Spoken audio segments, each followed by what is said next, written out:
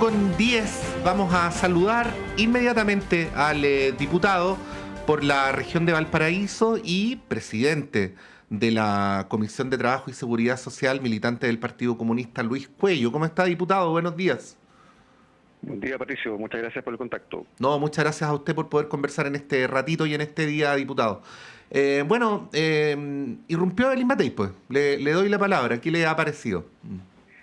Bueno, varias cosas. Yo creo que en primer lugar, si uno lo ve de una dimensión política, esta irrupción de Evelyn Matei aparece como una señal de debilidad frente a las constantes interpelaciones y reclamos de la extrema derecha por una cierta apertura que ha mostrado Chile Vamos en la discusión previsional. Ella ha sido, ambivalente al respecto, ha variado de posición en pocos días. En principio todo indicaba que no iba a intervenir en la discusión y ahora, bueno, aparece con esta irrupción. Y lo segundo es que me llama la atención el tono en que lo plantea. Primero es que va a iniciar una conversación, o sea, está llegando un poco atrasada a la discusión, y además advirtiendo que habrían eventuales consecuencias graves en la propuesta que se está discutiendo o los términos que se puede llegar a un acuerdo en el Senado.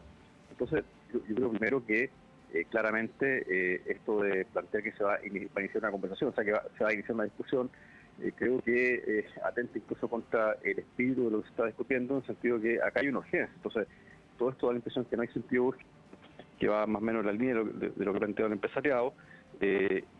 Claramente acá lo que ocurre es que esta reforma ya lleva 2 años, más de 2 años en el Congreso, y cada mes que pasa significa un castigo para los jubilados. Es decir, las pensiones autofinanciadas que hoy día entrega la AFP son claramente pensiones de miseria, y en la medida que se va dilatando la reforma significa que las personas no pueden, no le alcanza para ir con la cantidad que le entrega la AFP. Entonces, yo creo que es bien confuso lo que está haciendo la candidata Evelyn Matei. En el fondo no está ordenando qué es lo que se espera de una candidata presidencial, sino que más bien aparentemente está introduciendo problemas en un acuerdo que está frágil y que yo espero que se arregle prontamente. Acá hay una palabra empeñada, el Senado acordó ciertos plazos, yo espero que esos plazos se cumplan y que tengamos en la Comisión de Trabajo en la Cámara la reforma a fines de enero para poder, o durante enero, para poder aprobar y despachar el tercer trámite. Es que quizás, diputado, Evelyn Matei sí está ordenando, po. Está ordenando en el sentido de que no hay un acuerdo, ya sea porque en su mayoría Chile Vamos no cree en un mecanismo solidario de pensiones, ya sea porque tienen la presión del Partido Republicano, ya sea todas las anteriores. Me permito sugerirle esta hipótesis porque fíjese que ayer hubo varios parlamentarios de Chile Vamos, no solamente del Partido Republicano, que aplaudieron a Evelyn Matei por lo que dijo. Entonces, sí, claro, yo creo que también sería bueno que... Entonces podría ser que se esté ordenando, eso es lo que quiero decir, pero en un sentido distinto al que usted quisiera, a eso me refiero. Claro, bueno, pero si fuese así, y en el fondo estuviera ordenando para no llegar a acuerdo, eso claramente va a tener un costo político electoral para la derecha, porque yo creo que ya el pueblo chino se está dando cuenta que hay una derecha que ha sido bastante obstruccionista y que en definitiva estamos hablando de condiciones materiales. Esto no es un debate teórico, abstracto, ideológico, sino que es un debate que tiene que ver con lo que hoy día reciben materialmente en dinero los pensionados. Y solamente quiero mencionar que durante octubre, 7.700 mujeres se pensionaron y la pensión autofinanciada llega a 46.000 pesos. Es decir, con esa cantidad de dinero, naturalmente que no alcanza ni siquiera para cubrir la alimentación del mes. Entonces, eso es lo que está en debate y por ende, si la candidata de Evelyn Matei está planteando problemas, nuevos obstáculos para poder llegar a un acuerdo que permita aumentar las pensiones, bueno, eso sin duda puede tener un castigo y va a ser, reprochado por la gente y sobre todo por los pensionados. Sí. Ahora, ¿cuál es el acuerdo que permite aumentar las pensiones? Estoy basándome en sus mismas palabras, diputado, porque la idea inicial del sector al que usted pertenece es que el 6% fuera un mecanismo solidario. Luego en su momento se habló de un 3, luego se bajó a un 2. Ahora parecería ser, si usted lo ve distinto me puede corregir, que no hay piso para un acuerdo que vaya más allá de un 5-1. Y ahí en ese mismo momento los técnicos dicen, bueno, pero esto no mejora las pensiones ahora. ¿Cuál es el punto último, vamos a decir? ¿Cuál es la frontera en la cual efectivamente se podrían mejorar las pensiones y que por lo tanto permitiría llegar a un acuerdo que cumpliera con el espíritu del proyecto? Sí, lo primero es que la propuesta original del gobierno creo que es la óptima, es decir, el 6% de cotización del empleador, no del trabajador, y esto hay que siempre reforzarlo porque la campaña del cartel de la AFP, que es una campaña multimillonaria, ha planteado una serie de mentiras al respecto y insiste en que esto es un aporte del trabajador. No, es un aporte del empleador. Bueno, pero la propuesta original del gobierno era la óptima, ¿ya? Porque el fondo permitía financiar a través de mecanismos solidarios las pensiones actuales y también las futuras. Pero claro, hay una realidad que en el Congreso no tenemos hoy día la mayoría, hay una correlación de fuerza que es desventajosa Ujú. y que ha obligado a hacer ciertas concesiones, a flexibilizar al gobierno, y hoy la propuesta que se sostiene es que un 3% vaya a ahorro individual, es decir, aumente el ahorro individual que ya es un 10%, y otro 3% vaya a solidaridad, lo que estaría distribuido en un mecanismo que financia un seguro social y también un mecanismo de financiamiento de las brechas de género, es decir, de poder suplir las diferencias entre hombres y mujeres que se pensionan. Entonces, creo que esa fórmula es lo que hoy día permitiría, sí, efectivamente, subir de una forma sustantiva las pensiones, lo que iría acompañado además de un aumento de la pensión garantizada universal, y también muy importante es que se genere una desconcentración y una división de la industria. Yo creo que eso es fundamental. Hoy día, lamentablemente, no están las condiciones políticas para terminar con las FP como nosotros quisiéramos. Sin embargo, creo que sí es indispensable avanzar al menos en una separación de la industria. Las FP son hoy día un poder fáctico, son una suerte de cartel que impide cambios políticos, y por lo tanto es fundamental limitar, restringir y separar ese poder, y también darle una opción a las personas para que realmente elijan. Quienes hablan todo el tiempo de la libertad de elegir, la verdad es que es un discurso que se queda en meras palabras, porque hoy día nadie tiene libertad de elegir, todos están obligados a cotizar en una AFP, y al menos es deseable que las personas puedan elegir entre un inversor público, estatal, y un inversor privado. Eso creo que son condiciones que deberían estar presentes en un acuerdo. Sí.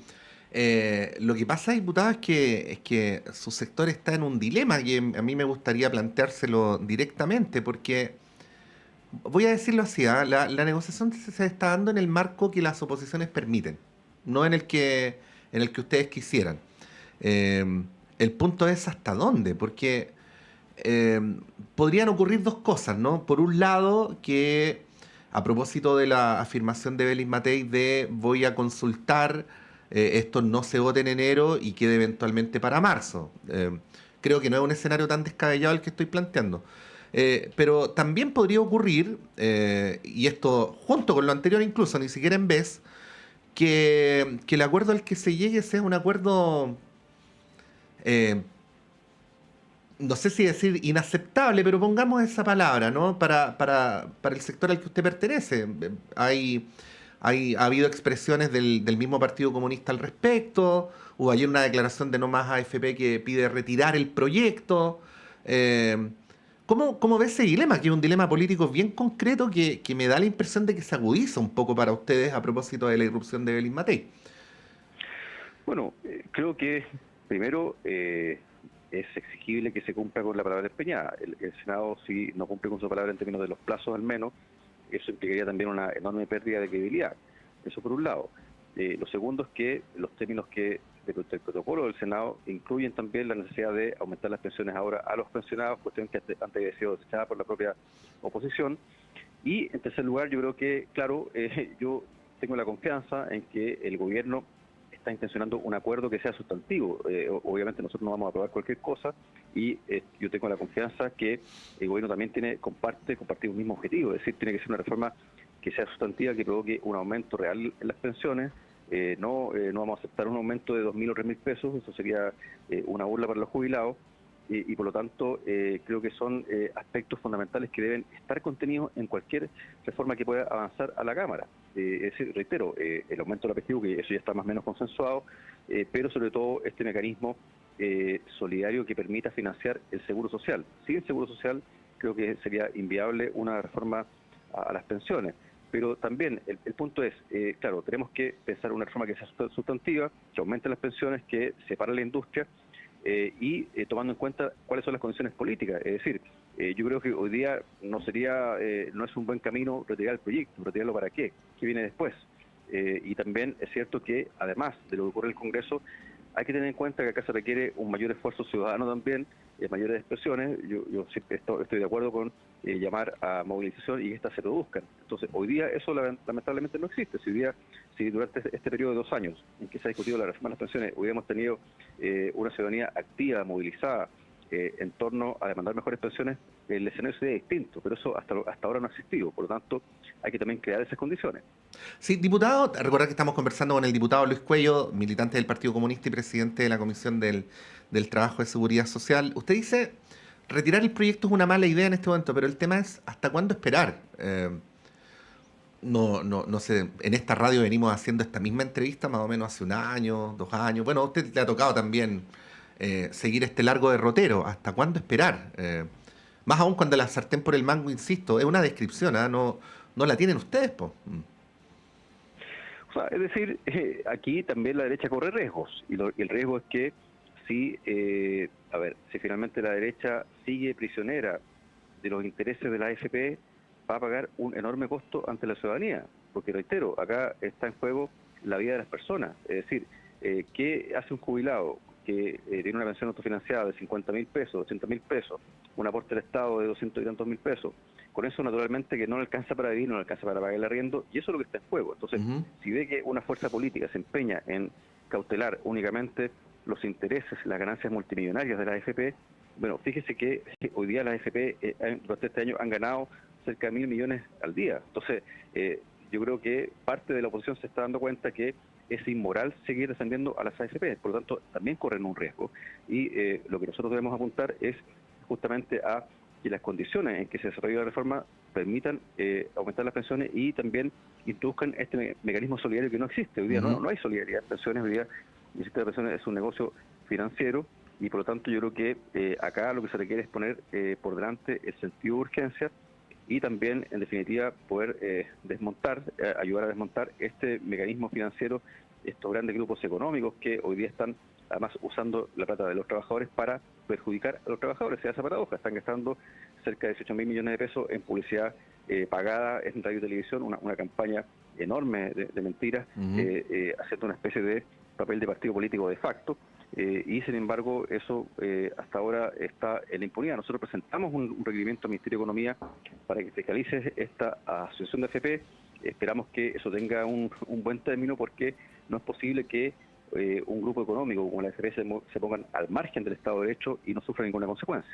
Sí, pues ya lo hicieron para el plebiscito de septiembre del 2022, además fue bastante evidente aquello.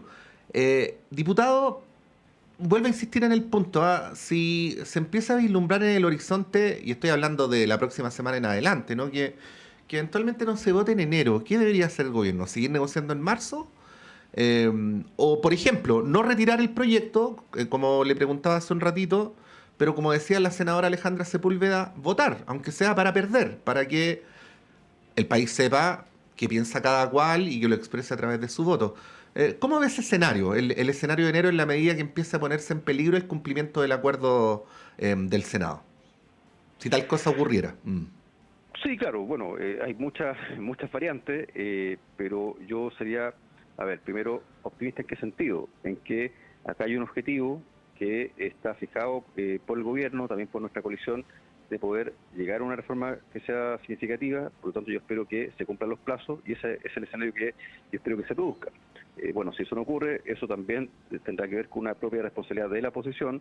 Yo ahí sí advierto que dentro de la misma oposición hay sectores que ya están viendo la necesidad de llegar a un acuerdo, que en definitiva la oportunidad es esta, y que postergar la reforma de las pensiones significa castigar a la gente. Entonces yo creo que, en definitiva, acá, insisto, la derecha está corriendo un serio riesgo de verse asociada a una industria que ha esquilmado a los trabajadores, que ha esquilmado a los chilenos, y por lo tanto yo creo que hay motivaciones, hay incentivos suficientes para poder llegar a un acuerdo dentro de poco, y de verdad yo espero que durante el mes de enero tengamos en la Comisión de Trabajo de la Cámara el proyecto completo para poder debatirlo en tercer trámite.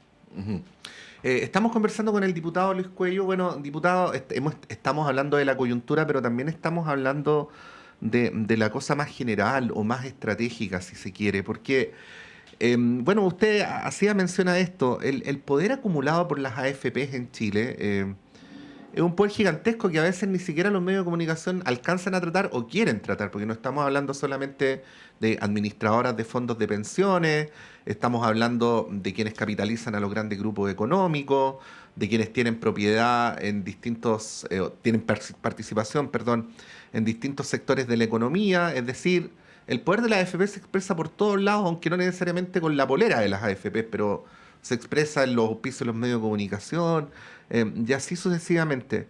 Sé que es muy difícil hacer una pregunta como esta en un contexto como este, pero ¿cómo ve en el mediano y largo plazo ir revirtiendo eso? Porque incluso esto de la separación de la industria parece estar en riesgo a propósito de las negociaciones.